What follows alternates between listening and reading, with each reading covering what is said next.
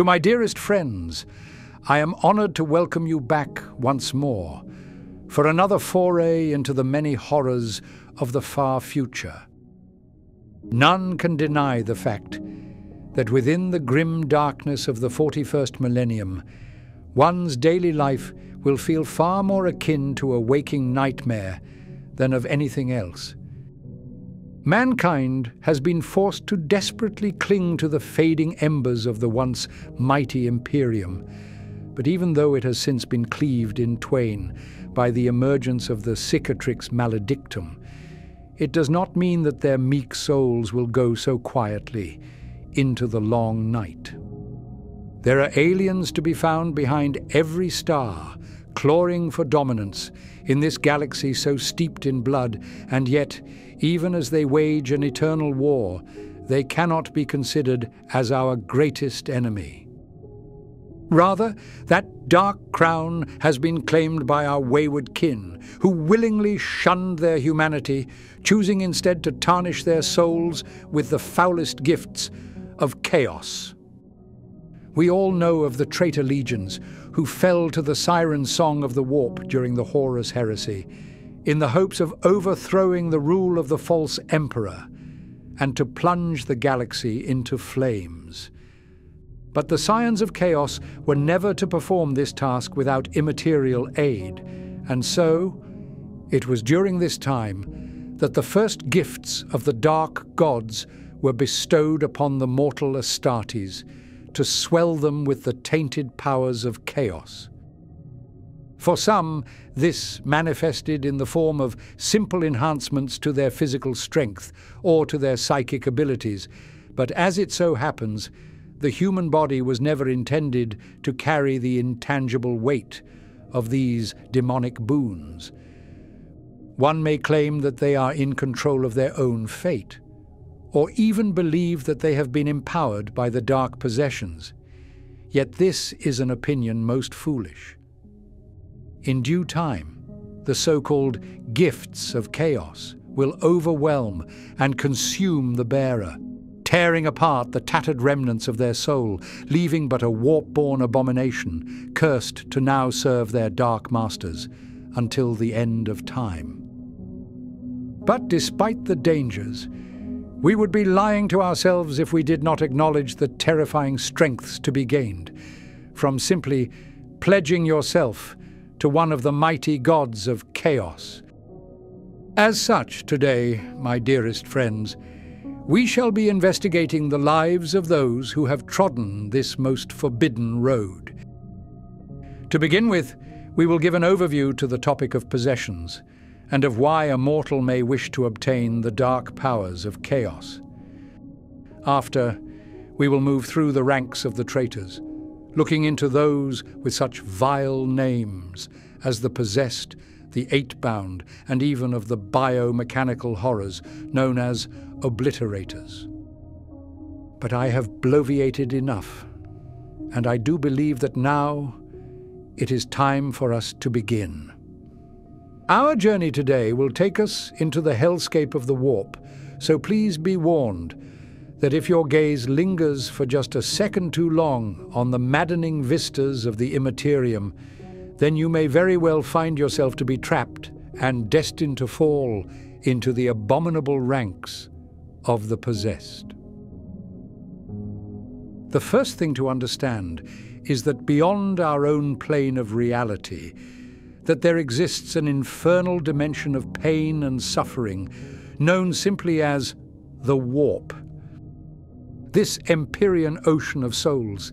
is directly influenced and molded by the emotional actions of mortals, which will trickle down and flow into the impossible hellscape, filling it with an endless wellspring of power that very few will ever be able to tame. Though this place is defined by madness, it is not without order, as the four gods of chaos will rule over their own realm, inhabited by their legions of lesser demons, who have been formed as minor extensions to the power of the gods themselves. The Dark Quartet have ever been locked in a petty war between one another, and yet, such is their might, that they have peered into our own material realm, only to find a veritable army of the devoted, who would quite literally give up their own souls for but a shred of Empyrean power. Thus, if one of the Chaos gods believes that a mortal may somehow further their own nefarious ambitions, then it is not unheard of for the demonic lord to provide an offering, though there will always be an unforeseen price to pay. Initially, this may manifest as what is known as a mark of chaos. Their patron god will brand the aspirant with the faintest trace of their unholy essence, signifying that their prayers and sacrifices have not gone unnoticed. The actual powers channeled through the mark will almost always be quite subtle, and yet from its presence the warp will ever maintain its baleful glare upon the wearer. But in any case, depending on the god, their powers will be quite different. For instance, a mark of Nurgle would enable a cultist to withstand a greater degree of damage whilst simultaneously causing their body to slowly rot and decay. A mark of Tzeentch, however, would allow you to more easily commune with the realm of the warp, but in doing so, you will hear far more whispering voices echoing out along the winds of chaos.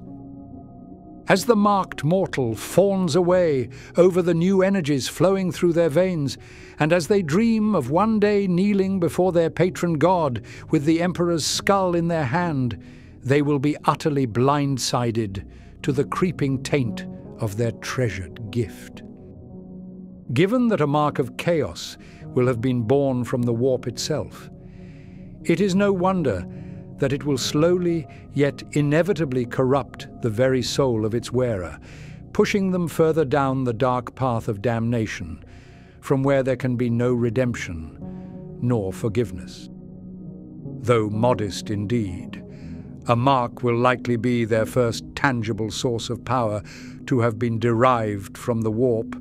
and the proud mortal who now bears it upon their soul will almost always be left desperate for more.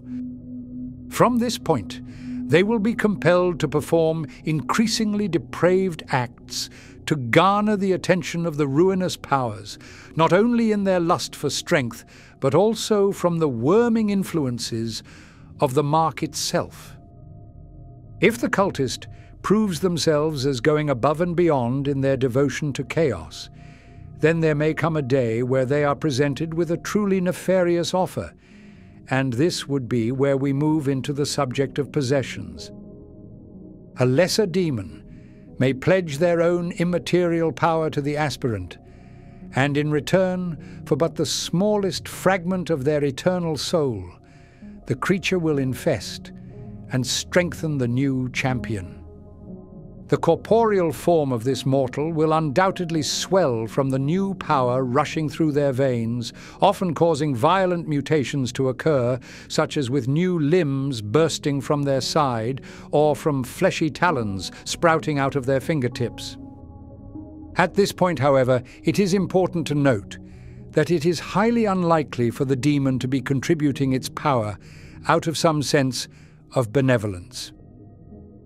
The reason I say this is that even in situations where a human survives their possession, the demon will still remain as a sentient force, and by their very nature, they will never be content to simply surrender themselves to a pathetic mortal. Yes, they have sworn themselves to servitude, but if they disagree with the actions of their new master, then they will be able to compel them, either subtly or forcefully, to act more within the purview of their patron god. Thus, we can begin to understand that to taste on the fruits of the warp is to invite an inevitable change within your very soul, as your subconscious thoughts will be bent and twisted away, only to now be controlled by the demons themselves. On this point, you may be wondering as to why a demon would ever offer themselves to a mortal cultist, and in truth, the reasons can be rather varied. Firstly, we should consider that many possessions will occur without the consent of the demon, Instead, during a malefic ritual, an occultist will summon a demon into our own plane of reality before wrangling it into psychic submission and forcing it to possess their chosen companion. This individual, if prepared for such an event, should be of a strong enough stock to be able to withstand the sudden intrusion of a demon upon their soul, and if capable, they will be able to assert their dominance and enslave this demonic entity to their own will. With that being said, however, if the Neverborn senses weakness in their new host, then they will simply tear themselves out, often killing the victim in the process. But as long as the champion holds a strong enough constitution, then the demon will remain in subservience for the foreseeable future. This is almost always performed in the tainted pursuit of power, where the chosen cultist will believe that through the gifts of a demon that they may arise to bring the fury of their patron god into our mortal realm. Rather sadly, we must admit that if they are in fact able to endure the demonic influence and survive the possession, then they will undeniably have ascended in their power, and they will surely be eager to exploit their new, hellish strength to great effect. I should note that this process can similarly be used to bind a demon to the soul of a mortal as a means of imprisoning the entity, or for drawing out its own immaterial power. This is often done by the more radical of inquisitorial agents,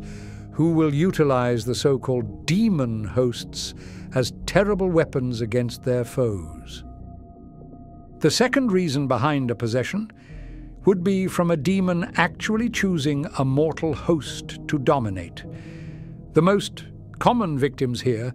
will be from untrained psykers, who hold a much stronger connection to the warp, and if they do not know of how to appropriately handle their powers, then they will find themselves in a situation where the Neverborn have hunted them down like prey. The hellscape of the warp can almost be visualized as a turbulent ocean of energy, but within that psionic tempest, the souls of psychically sensitive species will shine out ever so brightly, like a blazing pyre amidst the dark. A baseline human would be almost as imperceivable as a single raindrop within a storm, but if they hold the gifts of the psyker, then it will be relatively easy for a demonic creature to navigate through the swell and to track their location in the material world. Thanks to the psychic presence of their victim,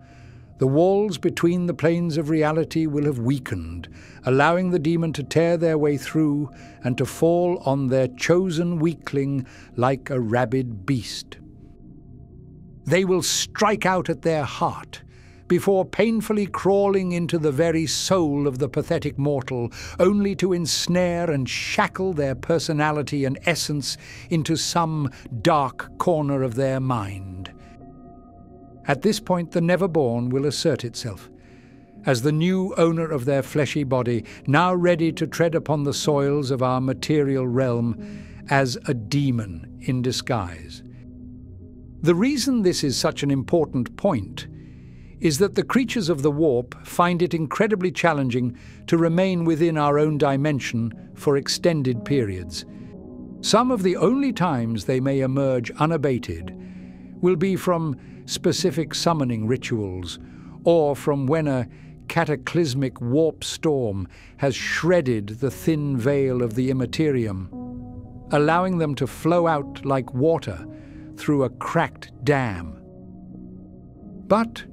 if they can possess a mortal, then they will use their body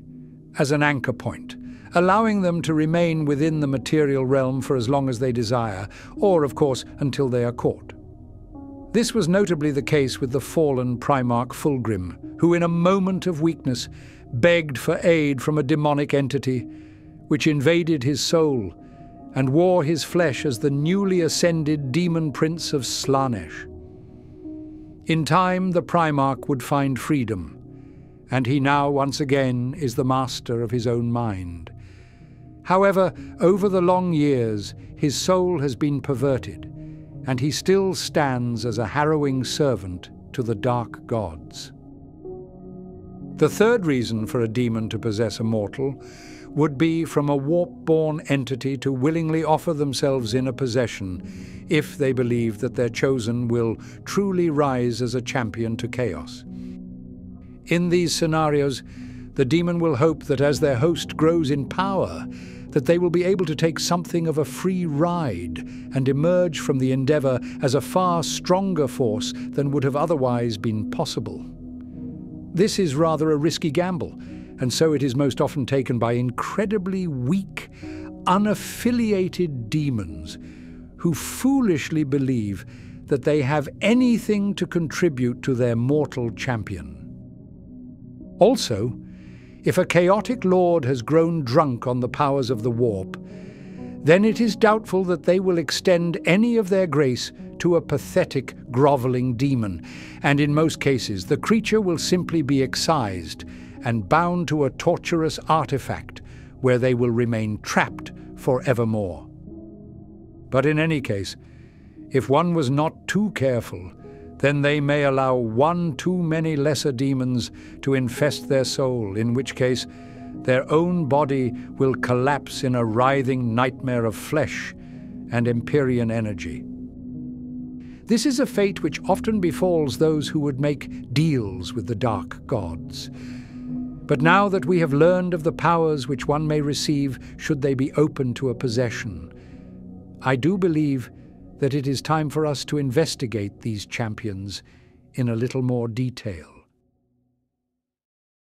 We will begin with the weakest of the disciples who have embraced the powers of the warp, and they would be known broadly as the Accursed Cultists. At one point, they were standard humans, born pure of soul, but over the course of their lives they will have strayed from the light of the Emperor, only to find refuge in the arms of the dark gods themselves. We cannot say as to why they originally turned away from humanity. Perhaps they believed that their prayers went unanswered, or that the Emperor had willingly led mankind astray. But in any case, from their newfound interests in the darkness of chaos, they will have found the truly divine powers of the warp and drank deeply from its immaterial well. Cultists will be willingly brought into the chaotic warbands of the galaxy to act as shock troops or ritualistic fodder, but once within their new family, they may be exposed to the darkest horrors of the warp. For you see, within their hidden bastions, lesser demons will prowl about. And if they find a stray cultist, lost within a dark walkway, then they will simply fall upon them, to either devour or possess their soul. And in the case of the latter, they will seize their body to be used as a physical anchor to this realm. Others will fall victim to the experimental sorceries of their fellow kin, who will happily abduct the cultist, only to perform diabolical rituals, drawing forth lesser demons to infest their corporeal form in the hopes of siphoning off some semblance of power from them. In time, the ensnared demons will grow restless in their claustrophobic, fleshy cage, and so they will carelessly lash out with their immaterial energies to give themselves a little more space to breathe. Unfortunately, the human body was never meant to withstand the writhing tantrums of an inborn demon. And so, in a grisly display of gore, their bodies will burst open, with the bloody sprays mutating and warping into new limbs until the victim is barely left standing as a newly reborn horror of the warp. Though we may find them to be quite disgusting to look upon, it is important to understand that the followers of chaos will view these mutations as blessed gifts, which should always be treasured, as they are seen as another tangible example of the powers which may be bequeathed by the dark gods, should a mortal hold fast in their ruinous faith. Nobody could possibly predict as to the nature of the mutation which a cultist receives, as a demon could manifest with giant leathery wings, wriggling tentacles, gnarled horns, or even as something as simple as an immense living sword. But eventually, their gifts will prove to be a weight far too crushing to bear, as more of their kin come forward to carve chaotic symbols into their racked flesh, and as more demons come to possess their already bloated form, then their body may simply break. Every bone will have shattered, every limb twisted and reformed, and as the lesser demons claw their way through their wretched skin, they will be utterly unrecognizable as having ever once stood as a humble human. But it matters not, for these cultists will now be known as torments, and they are to be used as the expendable beasts to the chaotic war bands. It is not unheard of for a heretical demagogue to intentionally produce a torment by partially binding dozens of demons to a pathetic cultist, whose own flesh has been engraved with a long-forgotten seal of dominance, forcing them to hearken to their every command. From here, they will be driven into battle,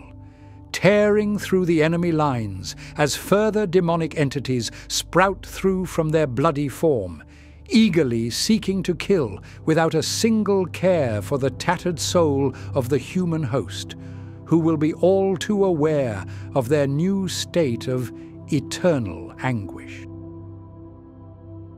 But with those feeble dregs out of the way, let us now look to those who had abandoned their humanity eons ago, as they ascended from but a pathetic human to a firstborn marine of the Adeptus Astartes. We know that they were formed to be innately stronger than a human in every aspect, and yet they were never freed from our common desires, and so they too are susceptible to the whispering temptations of chaos. Thus, when we look within a warband, we will often find Marines who have fallen to the seductive allure of a lesser demon, promising them with a destiny of glory should they only open up their souls for but the briefest of moments. The covetous Astartes, who knows no fear, and yet is perhaps slightly too rash in his judgment, will permit the groveling demon to infest their body through a terrible ritual from which they will emerge as a possessed marine. As I stated, the Astartes are much stronger, not only in their physical prowess, but also in their mental constitution, and so they will be able to withstand the insidious intrusions of far more powerful demons without losing their own mind in the process. These never-born entities are never too willing to share in their powers, and so the Marine will be forced to undergo several months of self-afflicted torture to carve up both their own body and soul into a form which will simply be too tantalizing for a demon to ignore. Also, even after they have been possessed, the Marine will not shy away from undergoing new rituals intended to further swell their demonic companion with power, or to simply possess him with several additional demons who will jostle and clash with one another in their new mortal prison. This, however, will only be performed if he truly believes himself to be strong enough to assert his dominance over the hell-spawned creatures, as if he turns out to be too weak to withstand their Empyrean forces, then he will simply collapse into a chaos spawn. The possessed Marines, given their nature, will be far more effective at utilizing the gifts of the warp when compared to the accursed cultists. In part, this will be thanks to their aforementioned mental fortitude, which allows them to spur the bound demons into forming specific mutations, without being at a risk of collapsing into a beast such as a torment or a chaos spawn. But more importantly, we must remember that the Marines are tremendously imposing figures in their physicality, and thanks to their immense frame, the mutations of the demons will simply fit them better than they would for a regular human. For instance, if a lesser demon was to possess a human, only to consume and regurgitate the bearer's arm into a bloated, crushing claw with pincers at over 1 meter in length, then that poor heretic would likely struggle to ever lift it from the ground, and they would probably be forced to drag it along the earth as a testament to their demonic corruption. But for a traitor Astartes, swelled by the powers of the warp, this beastly appendage will be effortlessly hoisted up, and they will be more than able to bring its full might against a victim, whose skull will surely be crushed like an old egg within the jaws of this demonic armament. Given their strength, the possessed Marines will be more than willing to prove their further devotion to the dark gods by permitting their demonic entity to influence and corrupt their corporeal form. Their feet may be replaced with gnarled hooves, attached to legs which now sport an extra joint, allowing the host to bound across the tainted grounds like some form of bipedal beast. Their armor may begin to bubble, only to burst open in a spray of immaterial ichor, as a demonic arm lashes outwards, oozing and writhing about as it eternally searches for prey. But this will not be the end, and the Marines will not be content until they have truly embraced the dark. Demonic flesh will seep out from their exposed limbs, wrapping around armor panels, only to draw them inwards, drowning them into the corrupted musculature of the Astartes, until it finally fuses directly to their ancient bones. From here, they will never be able to remove their armor, as it has now become a part of their very being. But this, in of itself, poses no problem to the Marine. In time, however, the armor will continue to mutate, until it is barely recognizable as having ever once been Astartes' power armor, as instead it will simply appear as a grotesque, hardened shell jutting out through the wearer's ragged flesh, almost as if their very bones were attempting to escape through their skin. Some possessed will cast aside their old helmets, choosing instead to bear a new demonic visage for all to see. Great spiraling horns will have burst through their twisted heads, below which their ghastly appearance will have been distorted as the lesser demons desperately attempt to force their own likeness to be imprinted upon the once stalwart face of this fallen angel. Others, however, will keep their helms, but these will similarly fuse with their faces only to mutate and transform into a new mask of horror. It has been noted that some of the possessed seem to be able to open their tainted masks almost as if it had become an extension of their own jaws, and from that gaping maw will come a torrent of warp fire, melting away armor and flesh alike in an immaterial conflagration. As an interesting point, the possessed Chaos Marines are some of the finest of trackers and hunters to be found within the war bands. This is because the bound demon, now tied to the physical anchor of their host,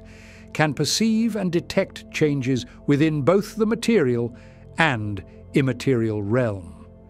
Thus, they can simply follow the trail of anguish, sorrow, and despair left behind by their prey until they are finally found and fallen upon in a tornado of demonic fang and blade.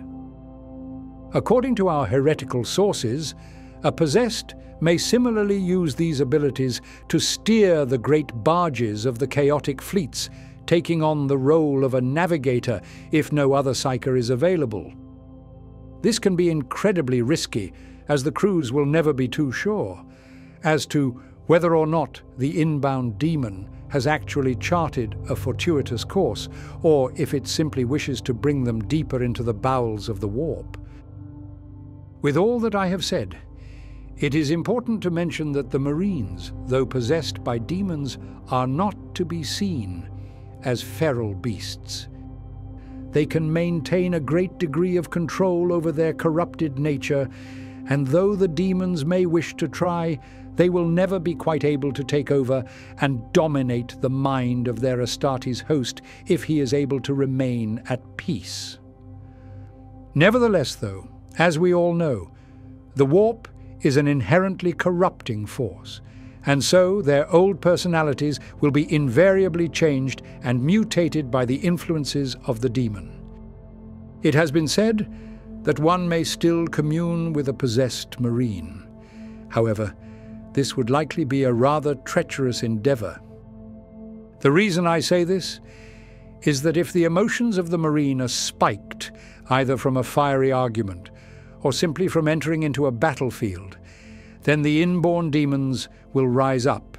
and supplant the host, taking control of his body, from where they will invariably set out on a path of blood. Now freely in command, the possessed will tear through their foes, lashing out with ever-changing mutations to eviscerate enemies clad in armor, which was never quite designed to counter the ruinous powers of the warp. During this process, the remaining consciousness of the marine will be forced into a dark corner of their mind, to be fully aware of what is transpiring, but without the ability to fight against it. With that being said, we must remember that this is still a heretic who would seek to kill even if he was free from his demonic taint. And so, as he feels the warp overtaking him, he will resoundingly cry out that it is a good pain. Within the ranks of the Chaos Marines, some who are possessed will only harbour one of the lesser demons of the warp, who themselves were too meek to ever leave a ripple within the immaterial hellscape. But in recent years we have discovered an unholy sect of the World Eaters' Legion, who could never quite be satisfied to stand as a host to such a meagre entity. These warriors would be known as the Eightbound, and thus far they are some of the most bloodthirsty and frenzied of Marines to have ever been encountered throughout the galaxy. In brief, they are Khorne berserkers, who have been forced to withstand a possession of 8 mighty demons of Khorne. But if they are of a strong enough will, then they may arise from the ritual as one of the finest of mortal champions to the Lord of Skulls. If a warlord or a butcher surgeon of the World Eaters notes that a berserker is particularly ruthless in battle, then they may ordain for this bloodthirsty maniac to ascend past his current state and to prove his loyalty to Khorne by undergoing the following trial. The Marine will be captured and shackled within a structure known as the 8 Cage, which from the outside will stand as a blood-spattered sarcophagus of ancient iron, covered in the unholy symbols of Khorne, and with a macabre offering of skulls stolen from many a material battlefield. Within, the berserker will be chained to a great stone slab, at which point the bloody surgeon will connect his butcher's nails to a tainted repository, directly exposing his soul to the roiling tempest of the warp. The victim will immediately feel the intrusion, but this torture will never be the same between 2 cases. Some will awaken in a Colosseum of Khorne, where they must engage in a frenzied battle against waves of demonic forces, whereas others will simply be forced to maintain their sanity, whilst the currents of the immaterium tear their body asunder for what feels like an eternity. Some will inevitably fall to madness from this process, and their soul will be plucked from their tattered body as though it were a succulent fruit, only to be devoured by a horde of ravenous demons. Others may simply be overwhelmed, and the flowing energies of the warp will cause their body to burst, leaving them as a mindless abomination known as a chaos spawn. But if they can survive this first trial, then they will feel the chaotic tides change, and their own mind will become a battleground, fought between the Marine himself and of 8 of Khorne's never-born champions. As with before, this process will be nothing short of horrifying. And yet, if the Marine is able to conquer the Eight and wrangle them into a state of temporary submission, then he may arise from the great sarcophagus to once again walk amongst the living as an effigy to the bloody powers of Khorne. His body will have swelled in size, whilst his mind will be eternally changed, as he is now cursed to forever face off with an internal battle against the 8 demons who will ever be clawing at his soul in the hopes of one day overthrowing and devouring their host. But so long as he can endure, then he will bring the bloody fury of Khorne to wherever he walks, and during times of battle, those bound demons will emerge to empower and further push the 8-bound Marine into ever more glorious acts of bloodshed. For most of the berserkers who survive, they will emerge in this constant state of mental anguish, desperately fighting for the continued preservation of their intact soul, but for a select few, they will be somewhat free from this malady. If a Marine is able to utterly dominate the 8 demons, then in some rare occurrences, his soul may fuse with their immaterial essence, and so the combined fury of the traitorous champion and bloody demons will come together to form a monstrous figure known as an exalted 8-bound. Given that they are no longer forced to defend themselves from the internal plight of their possession, the exalted will be able to channel the entirety of their ancient rage towards their foes, who will almost certainly fall in a tremendously bloody spray of bone and blood. Whilst the following group are not truly to be considered as being possessed by demons, I believe that it is important to mention their presence, as they have indeed been corrupted by the infernal powers of the warp. I would of course be referring to the Obliterators, who are Chaos Marines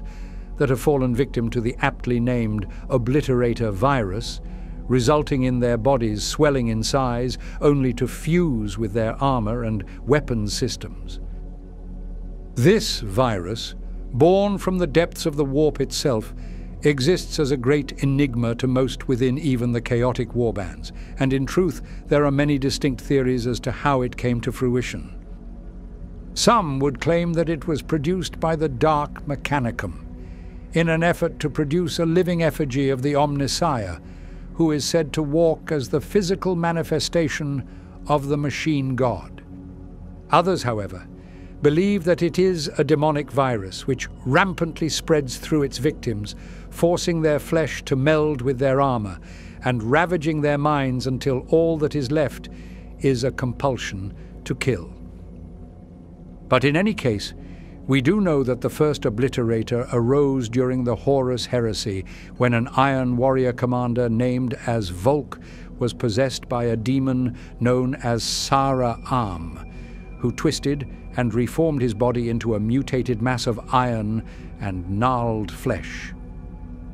But in the 41st millennium, Obliterators are a rather rare sight, and they only tend to appear within some of the largest or most chaotic of war zones. But upon these battlegrounds, their foes will bear witness to a true blasphemy against both man and machine. It is impossible to say as to where their old body ends and where the machinery begins, as they have both fused into a sickening shell of bloated meat, barely encased by the jagged plates of their ancient armor. Some have speculated that this melding is not merely physical, but that the soul of the traitorous Marine has somehow conjoined with the surrounding cybernetics, meaning that their weaponry and armor are just as much a part of them as of their own mind. But speaking of their bodies, we cannot consider the internals of an Obliterator as being at all similar to those of our own. Their twin hearts no longer pump blood, but a roiling plasma carrying an electrical charge through their partially metallic vasculature to power the arcane cybernetics, growing through them like a tumor. The brain of an Obliterator will have similarly been mutated, sprouting out into a cognitive targeting engine, which only exists to guide the abominable horror towards committing acts of war. Perhaps the most fascinating feature of this warp-tainted aberration, however, would be of its weaponry. The dense biological and cybernetic musculature upon their arms will split apart and blossom forth into a harrowing display of gore-soaked gun barrels, oozing with a thick stream of oily blood. Firing their inborn weapons would feel as natural as breathing, and as soon as they find their target and raise their deathly fist, then they may unleash an apocalyptic salvo of fire, drowning out their victim in a haze of blood and smoke. Though the Obliterators are entirely focused upon ranged weapons, there exists a sect of their kind who are compelled to fight in the glory of close-quarters combat, and these would be known as the Mutilators. Much like their Obliterator kin, their arms will sprout with ancient blades and sharp talons. But rather interestingly, many of these instruments would have been the personal weapons of the Marine before he fell to the virus, but have since been fused to his mind, body, and soul. The next category will similarly be of a slightly unconventional form of possession, and in fact, some of you may disagree with my claim here, but I do believe that the demon engines of the Chaos Warbands can still be considered as being possessed. These are specialized mechanical units built by the warpsmiths and heretics of the Dark Mechanicus, which are not to be piloted by a skilled crew, but instead by an entrapped demon, tethered to the very heart of their new infernal jail. The reason that I mentioned that this is perhaps not a true possession is primarily because the demon is not possessing a living being, as instead it is simply to be chained within a tomb of warp-forged metal. We are not entirely sure at this point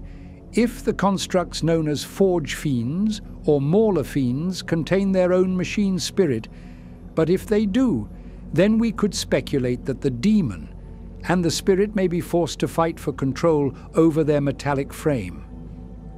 But in any case, once the warpsmiths are satisfied with their new mechanical beast, they will need to bring it to life by capturing a blasted demon. The actual methods behind this are truly fascinating, as rather than binding the demon to a small artifact and bringing it to their machine, they will instead abduct and drag the never-born horror through to their workshops, almost as if they were a stray and rabid dog. The legends say that the warpsmiths will weave nooses out of the hair of murderous tyrants, which will be tied around the neck of an unsuspecting demon. Their immaterial hands will then be bound by skeletal chains, carved out of the scrimshawed bones of beasts found only within the eye of terror. Once captured, the demon will naturally kick and scream out ancient curses, but it matters not to the tainted Marine, who will simply bludgeon them into submission before throwing them into the open carcass of their new engine. This will then be sealed with a series of dark runes. But as soon as the demon is able to take control, then the machine will roar to life, and it will attempt to tear apart this brazen mortal.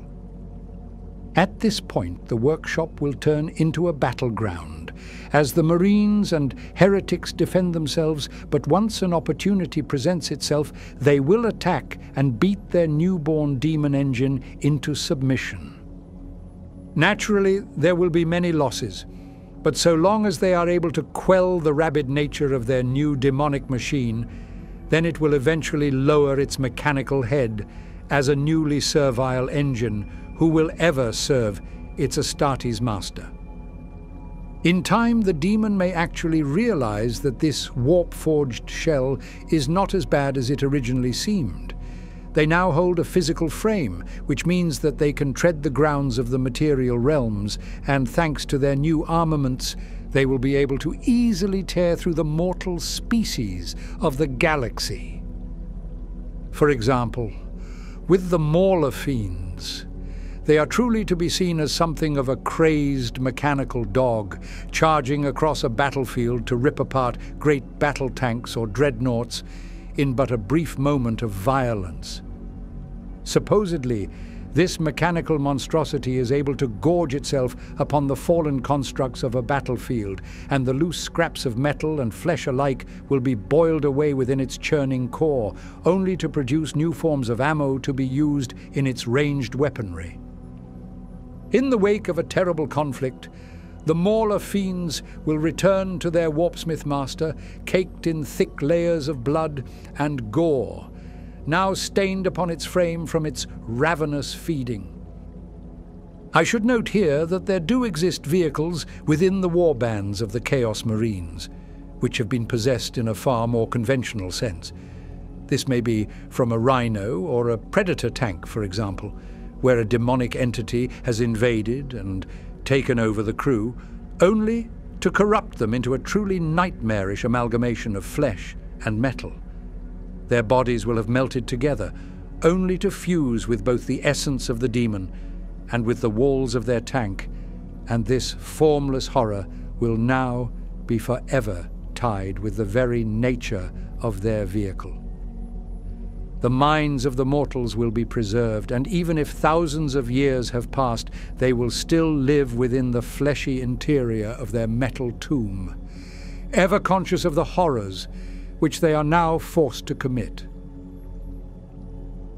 Moving away from the possessions of the machine, let us now return to the mortals who have sought out the darker powers, and yet have fallen to a fate most dark. As our final topic, let us learn of the tainted creatures, named as the Chaos Spawn. These were once mortals, who were possessed by a demonic entity and yet discovered that they were not quite strong enough to withstand its maddening influences, and in their moment of weakness, the demon was able to break free to produce a nightmare beyond compare. We must remember that the mutations of chaos are inherently unstable, and there are only so many gifts which one may bear before they finally break under the weight of the warp. But once this happens, we truly cannot anticipate as to how their bodies will change. New limbs will sprout out from every exposed scrap of flesh. Faces will chew their way out of bone, until there is no longer any trace of the chaotic servant left, leaving only a writhing mass of immaterial flesh. Once fully formed, they will still remain in a state of flux, constantly mutating and shifting, as the errant demonic energies lash out without thought nor focus. Truly, they are nothing short of disgusting to look upon. In captivity, a spawn will squirm about upon the floors, latching onto the walls to climb up, only to collapse into a bubbling soup of ichor, soon to be reborn as a newly formed monstrosity, completely unique from that which came before.